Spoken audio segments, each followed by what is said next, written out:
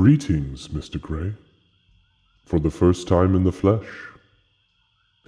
This will be the first time, and probably the last.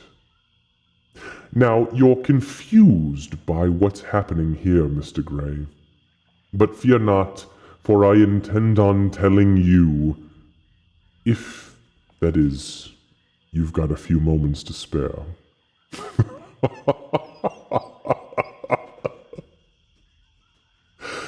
You see, many decades ago, a young but powerful being from another world stumbled upon an ancient waygate bound to an old gnarled tree and wondered where it led. Unfortunately, that place was the Shadowfell, and that being was a young and very immature me. I fell for what felt like an eternity before coming to rest in a place that almost immediately began to take hold of my mind. I felt the typical Shadowfell curses, Mr. Gray. Lost, lonely, hungry, and wildly angry at myself for being so damned foolish. But that's when I heard it. The soft voice of a powerful being calling me through the void.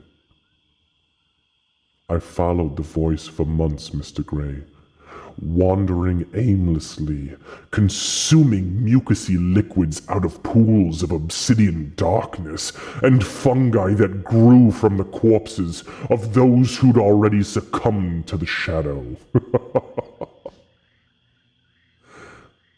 Finally, my eyes rested upon the beast, a mighty dragon enshrouded in the same darkness that now corrupted me. The soft and dark voice turned to violent and bitter curses, and the creature lashed out at me with shadowy coils before binding me in a prison of fear, doubt, and constant, racking pain. Through the years of torture, Mr. Gray, I grew resistant, and eventually I grew stronger in the pain. And I began to reach out through the weave and made contact with multiple beings touched by darkness, such as you.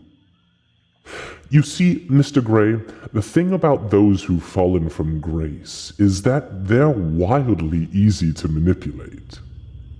With a touch of my own insight, a dash of power for them, and acting as the only constant in their miserable fucking lives, the process becomes, quite frankly, child's play.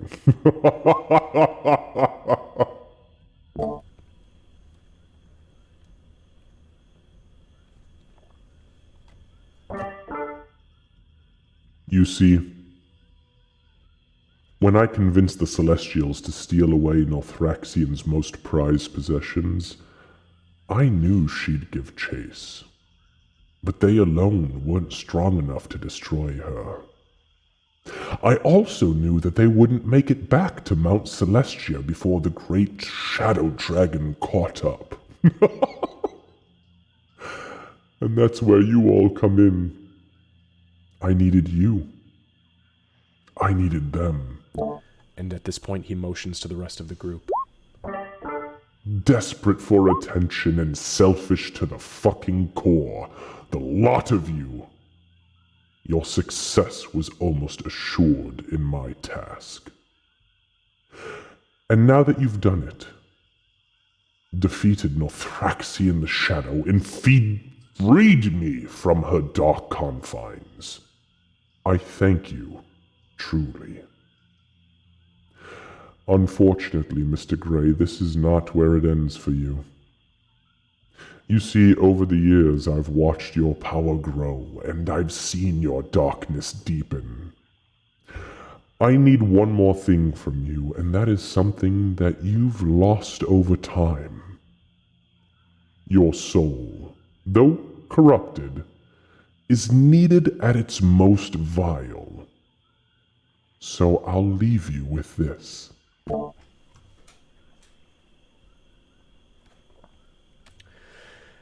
At this point, he takes a half step forward towards Gray, and he throws a handful of blackened stones in Gray's direction, which, inches from his face, burst into bright purple dust, covering his body from head to toe before fading. Gray's face, frozen in time, pulses and sweats, and tears stream from his unmoving eyes. And at that moment, his once beautifully glowing eyes grow dark again. Small black veins begin to surface along but underneath his skin before they take on a light purple glow.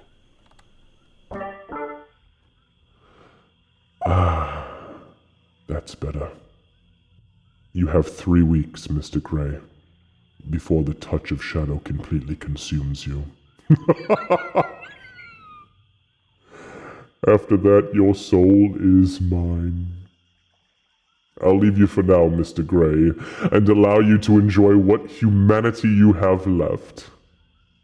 However, if you'd like to visit me before you make the final plunge, seek me out in the darkest of depths, where obsidian spires creep from the ground and cast shadows all around. A place where razor blades of glass are scattered far and wide. A place once called by the Illithids Ferentide. Oh, and one more thing before I go. I wanted to thank you for your gift, Mr. Gray. At this point, he reaches into his chest with one hand. Black, shadowy ichor spills out and dissolves into the air around him. And he removes a tiny, white, glowing gem that causes his fingertips to frost over. He then addresses the group as a whole.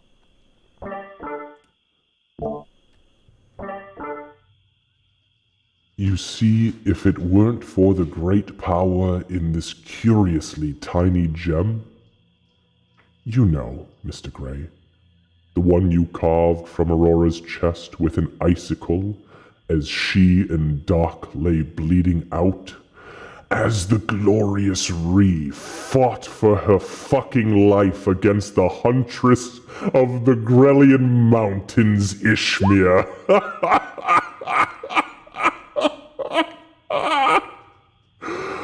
I wouldn't have had the ability to nudge Nothraxian through the Aurora sphere surrounding your own fucking plane of existence.